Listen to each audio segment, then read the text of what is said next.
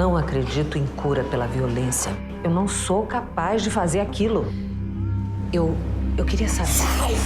Sai, capeta! Adelina! Olá, tudo bom? Prazer estar aqui conversando com vocês.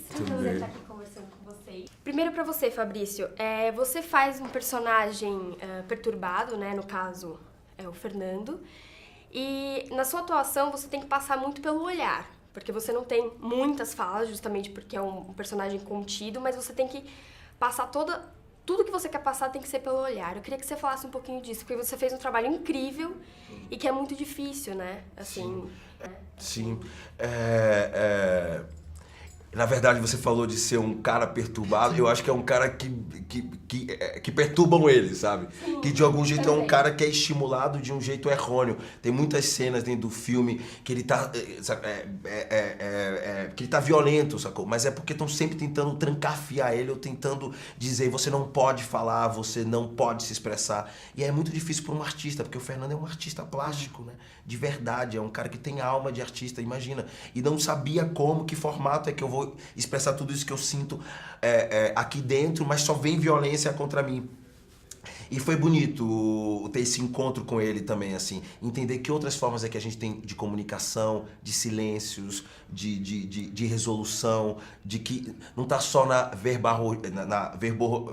no ser verborrágico para você conseguir se comunicar. Existem outras formas de comunicação que também existe dentro do olhar. Então, trabalhar com o Fernando foi trabalhar o olhar com minúcia. Essa inspiração do olhar dele, eu sei direitinho de onde veio. Tinha um garoto lá que era um dos clientes e que toda vez que eu olhava pra ele, ele nunca olhava pra mim. Isso tinha no filme, mas o Robertinho cortou um pouco. Tinha uma cena minha da Glória que era bem assim. Toda vez que eu olhava pra ele, ele não olhava pra mim. Mas quando eu tirava o rosto, o olho dele vinha diretamente pra mim. E era tão potente, que mesmo sem olhar, eu sentia uma energia. Eu tentava ficar olhando pra ele de leve pra tentar identificar o olho dele. E quando ele sacava que eu tava olhando, ele virava. E começamos a brincar. Nossa relação era linda com esse garoto. Era um garoto, tipo, inacreditavelmente sensível, assim. Ele não falava nada, era muito difícil chegar nele e acho que veio essa brincadeira do olhar através dele. E pra você, Roberta, no caso da sua personagem, ela é amorosa desde o começo, né? Mas ela não sabe como expressar o amor dela até a chegada da Nise, né? Que ajuda nessa relação com os clientes, né? No caso. Eu queria que você contasse um pouquinho a respeito disso. Não, então, até agora quando você começou a fazer a pergunta pro Fabi, você falou os perturbados, me bateu. Eu falei, ai, como é que ela não sabe que não são os perturbados, são os clientes? Porque você acaba aprendendo sobre essas pessoas, sabe? São crianças praticamente, né? Sim. Porque estão ali tão puras. E na realidade, aquilo ali é só... Quando a Ivone, quando a dona Nise chega, a Ivone, ela sabe que ela vivencia aquilo tudo, ela não tá nem aí pra nada, mas ela tem um cuidado com eles. Mas quando a Nise chega e fala, você precisa cuidar e observar. A gente tá ali para servir a eles. E aí aquilo tudo vai transformando. Começa a criar relações, eu começo a enxergar eles de forma diferente. Tanto que o Lima também, que é o mais agressivo de tudo, no final o Lima, ele ama. É aquele lance da convivência, de que você sabe que tá sempre ali, mas você não... eu sei que isso aqui tá sempre aqui, mas eu nunca dei atenção. O dia que você parar e olhar, você vai saber que você conhece o inteiro. Entendeu? Então você fala, caramba, é meu, me pertence, sabe? Eu vou cuidar, porque é família, é meu. É um amor que é meu, né? É um amor que é meu. Essa transformação do personagem é muito interessante. É justamente isso. Justamente. Que ela sabe que existia tudo aquilo ali, mas ela ainda não tinha percebido que aquilo ali é dela, entendeu? E uma pergunta para os dois, eu queria se vocês pudessem mencionar o que vocês acham que falta pro cinema brasileiro. Eu acho que falta pro cinema brasileiro elaborar um pouco as nossas histórias. Difícil falar isso também, assim, porque eu acho que o nosso cinema brasileiro é bem diverso, assim. A gente consegue apontar para muitos lugares e para alguns outros universos que a gente não conhece bastante, mas eu acho que falta elaborar um pouco as nossas histórias, sabe? Não só ser denúncia, ser elaboração da realidade, sabe? É quando a gente sabe que aquilo ali acontece, a gente sabe que acontece tiro e morro, acontece isso aqui, mas qual é o serviço que a gente como artista ou como alguém que está vendo isso pode resolver, ou dar uma outra possibilidade de história, ou tentar pensar a respeito, não só denunciar, porque eu acho que denúncia a gente já tem um jornal, a gente já tá Nossa, cheio, a gente já tá denúncia vendo não, já tudo virou banalidade. de miséria, mas eu preciso ver a sua inteligência sobre isso, o que é que você responde sobre isso. E pra mim, elaboração é inteligência, é pensar sobre. Então, o que é que você pensa sobre isso, sabe? Eu preciso ver o seu discurso também, preciso ver o discurso dos diretores, dos atores também acerca disso. Eu acho que isso pode ser um bom caminho pro cinema brasileiro. Eu acho que tudo isso que o Fabrício falou e também a questão eu fico vendo assim, eu fico bem assustada com isso nesse momento, que a gente vê um filme como esse, onde o Robertinho foi muito difícil para ele poder conseguir grana, para poder fazer a montagem e tudo. E aí a gente, não desmerecendo, né, os outros trabalhos, mas você vê filmes que sem conteúdo nenhum, recebendo bilhões. Sim. Então, assim, isso muito me agride, de verdade mesmo. Porque acaba que eu começo a descobrir que o nosso país está querendo esconder as verdadeiras histórias, o que realmente acontece, para contar, para poder alienar o povo. Não, pelo amor de Deus, eu não tô julgando quem faça esse tipo de trabalho. Falando, não, é maravilhoso, mas a gente senso. Precisa disso, a gente precisa ter e talvez cuidado. Até investigar isso que tu tocou é ótimo, porque às vezes não é só uma questão do diretor ou do roteiro, é do público. O que é que o público escolhe assistir. Então precisamos de melhor filme e de melhor público, de público melhor selecionado e mais exigente. E eu acho que a gente tá num caminho ótimo, assim, com essa coisa das séries e a gente conseguir ver filmes de Israel, de outros lugares, a gente começa a comparar o que é que de verdade vale a pena. Você vê um filme lindo, chora, se emociona, pensa, reflete a respeito, fala, puta, por que eu vou ficar assistindo aquele outro filmezinho que eu só como uma pipoca e depois vou comer uma marguerita depois? Eu acho que é uma coisa que o brasileiro tem, que eu acho que é cultural do brasileiro, é o modismo. Você vê que lá fora agora o modismo são as séries, ninguém mais vê, né? Todo mundo assiste série. Chegou aqui, aí um falou da série, vira uma mania. Então, gente, que seja modismo, então vamos assistir os nossos filmes, vamos exigir que contem as nossas histórias, entendeu? Histórias de verdade, como ele falou. Com conteúdo, né? Justa, com conteúdo e que tenha soluções também, porque não adianta a gente possibilidades, nem verdade uma, porque acho que nem existe, mas as possibilidades, sacou? A gente elaborar, sacou? Elaborar a história. Trata-se de um psicótico com alto grau de agressividade. Ele só precisa ser tratado como... Obrigada por essa oportunidade de estar falando com vocês. Quero parabenizar pelo filme, incrível. Primeira pergunta para você, Glória. Esse é um dos papéis difíceis da sua carreira, né? Você fez vários papéis, personagens difíceis de se interpretar. E esse é um papel, assim, difícil porque lida com um assunto delicado. E você é a representação disso, né? Desse assunto dentro do filme. Eu queria saber como que foi essa preparação para interpretar e como que você lida com essa carga de ter que interpretar um personagem tão difícil e que lida com esse assunto. A maior preocupação que eu tinha era se eu conseguiria absorver o suficiente para interpretá-la.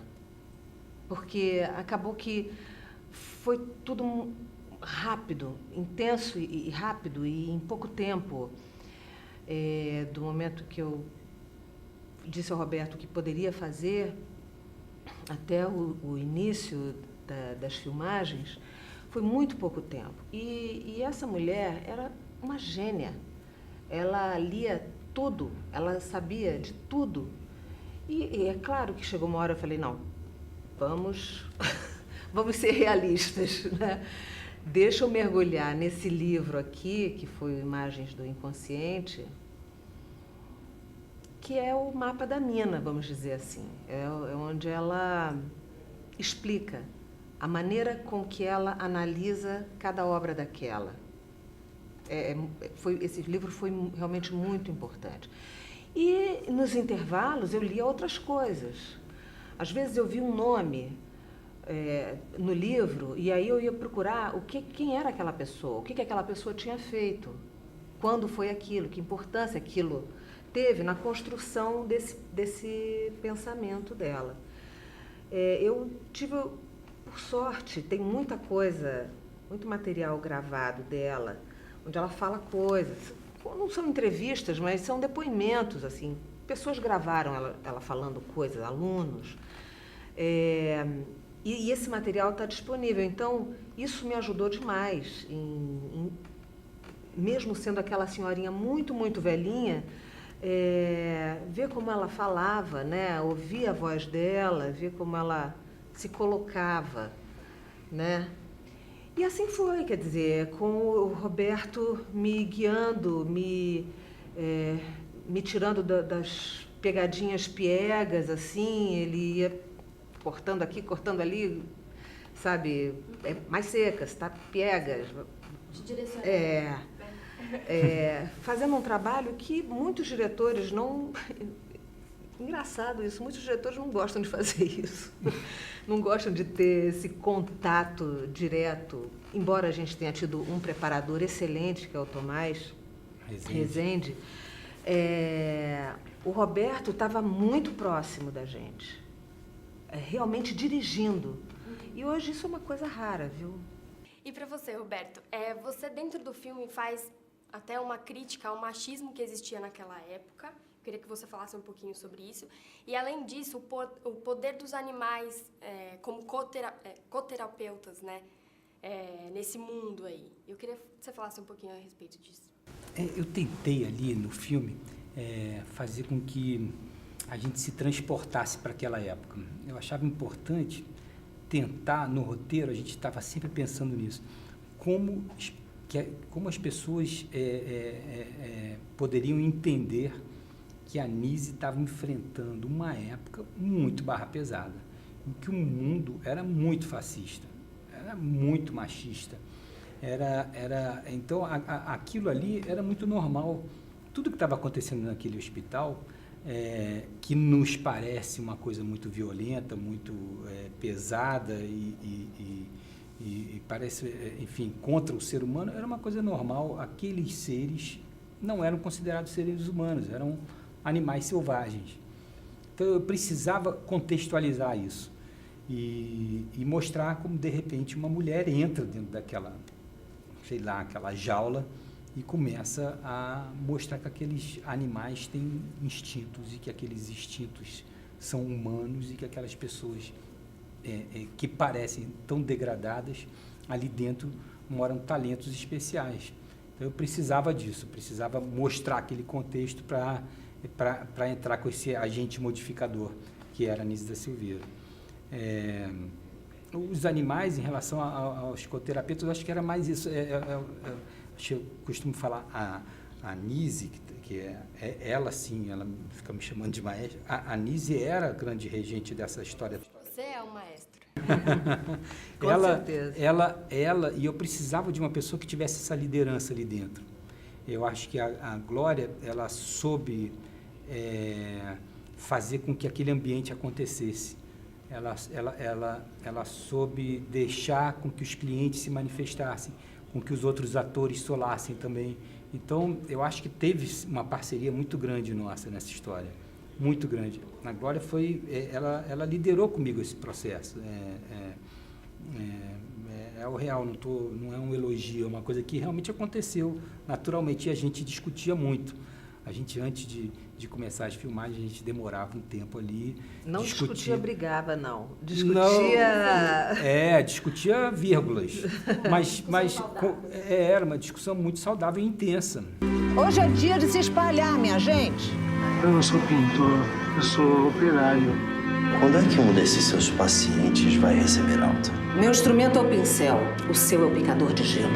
Enfim, foi uma experiência maravilhosa para a gente, eu acho. Nós, pessoalmente, e nós, coletivamente, vivemos uma coisa muito, muito especial. Eu acho que o filme continua muito atual. É uma história... Eu viajei muito com o filme para festivais, tenho viajado. Tô chegando agora da Lituânia. A gente esteve em Paris juntos. E as reações das plateias têm sido muito bacanas, em todos os lugares. Então, acredito muito nesse poder de comunicação do filme. Embora seja um assunto muito local, muito... aconteceu ali no subúrbio do Rio de Janeiro, mas ele é muito universal. Ele está funcionando com várias plateias. Pipoca de Pimenta! Dia 21 de abril dos cinemas de todo o Brasil. Nise, o Coração da Loucura, para vocês. É um filme que vocês precisam, devem e merecem assistir. Merecem, porque é a história da nossa heroína, a história nossa, a história do nosso Brasil, nosso país, a gente precisa saber disso. Nise, Coração da Loucura. Pessoal do Pipoca de Pimenta, não deixem de prestigiar a estreia, dia 21 de abril, em todo o Brasil, Nise e o Coração da Loucura. Eu estou muito curioso para experimentar pipoca de pimenta também, né? Porque eu acho que deve ser interessante. Né? Mas olha, dia 21 de abril, dia de Tiradentes, outro exemplo da nossa história, Nise nos cinemas, eu acho que vale a pena. É um filme que vem num momento, acho que muito especial do Brasil. Espero que vocês vão lá. Obrigado. Obrigada.